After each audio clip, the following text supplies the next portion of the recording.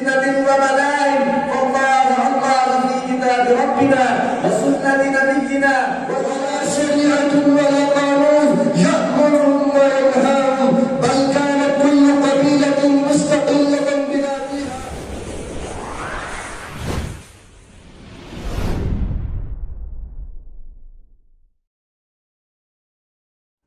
الحمد لله الذي أنزل القرآن والصلاة والسلام على النبي المبعوث إلى الإنس والجان وعلى من اتبعه بإحسان. أما بعد فأعوذ بالله من الشيطان الرجيم. بسم الله الرحمن الرحيم.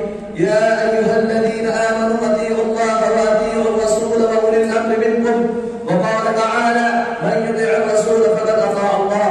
أيها الحفظ الكريم، إن التمسك بالوحي الرباني والاتباع بالهدي النبوي هما أصلي كل سعادة وأصلي كل رقي وتقدم، وإن التساهل في طاعتهما والتلقي من غير مصالحهما ينبوع كل فتنة ومجد آبائنا الذين أرشدوا العالم البشرية ودكوا العروش الجاهلية وأسعدوا البلدان وفتحوا أبواب المعارف والأذهان وأسسوا حضارة ربانية على تقوى من الله، فما نالوا شيئا وما أحرزوا نجاحا إلا بتمسكهم بكتاب الله وسنة رسول الله وإيمانهم القوي بالله وإخلاص العبادة لله وباجتنابهم عن الشرك والبدع والضلال والجاهلية وبتواصيهم بالحق والثبات والسرور والصبر والأمر بالمعروف والنهي عن المنكر.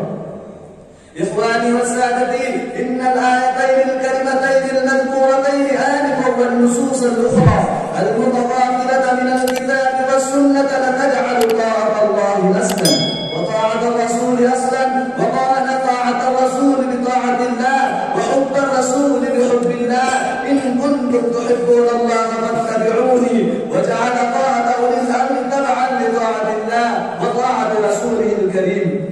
فافتحوا آذانكم وقلوبكم واستمعوا إلى أن الله قد أوجب عليكم امتثال أمره واجتناب نهيه وأوعد على مخالفه سوء العقاب وحذرهم بسوء الخطبة والعذاب واعتد لمن لم يؤمن بالله ورسوله ولم يهتدي بهديه من الكفرة والملاحدة السعيرة.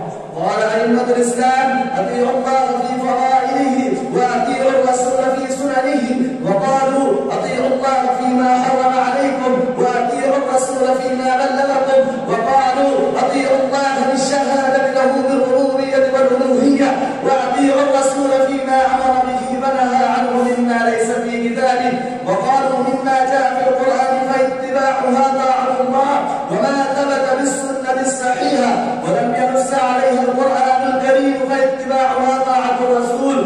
قال صلى الله عليه وسلم كل أمتي يدخلون الجنة إلا من أبى. قالوا ومن يأبى يا رسول الله؟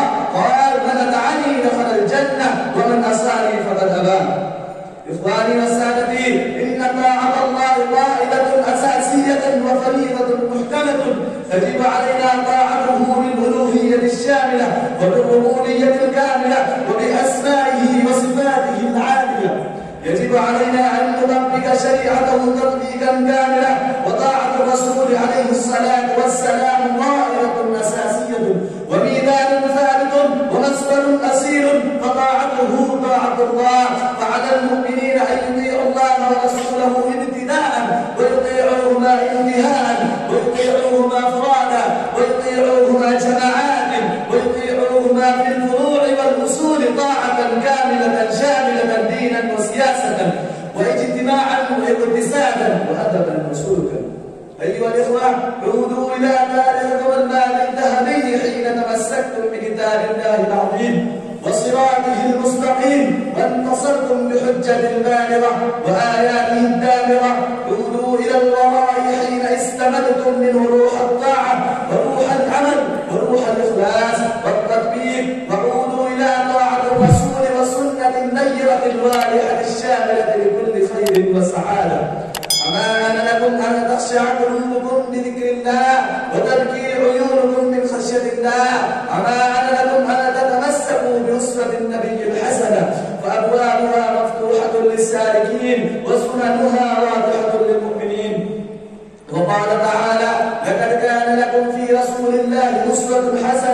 لمن كان يرجو الله واليوم الآخر وذكر الله كثيرا.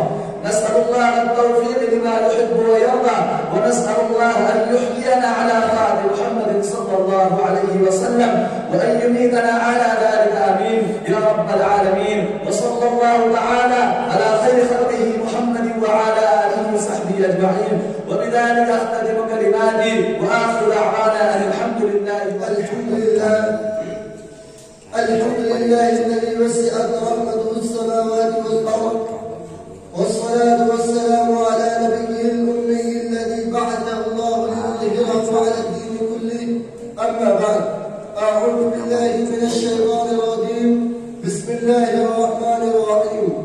واذكروا نعمة الله عليكم إذ كنتم أعداء فألف بين قلوبكم فأصبحتم بنعمته إخوانا، وكنتم على شفا حفرة من النار فأنقذكم منها. صدق الله العظيم. ورئيس الاحتفال المعطر وأساتذة الأعزاء والزملاء في الجامعات، أنا أريد أن ألقي بين أيديكم خطبة حول موضوع حال العرب وبعثة محمد صلى الله عليه وسلم، فالرجاء منكم جميعا أن تستمعوا إلى خطبتي. حضرات المستمعين، كانت بلاد العرب منقطعة عن سائر أقطار الدنيا، فما كانت فيها مدنية راقية ولا مدرسة ولا مكتبة ولا مراكز العلم والتعليم، والذين كانوا يعرفون القراءة والكتابة عددهم قليل، ما كان لهم أي علمان مما كان خارج البلاد من العلوم والمعارف والفنون والصناعات في هذا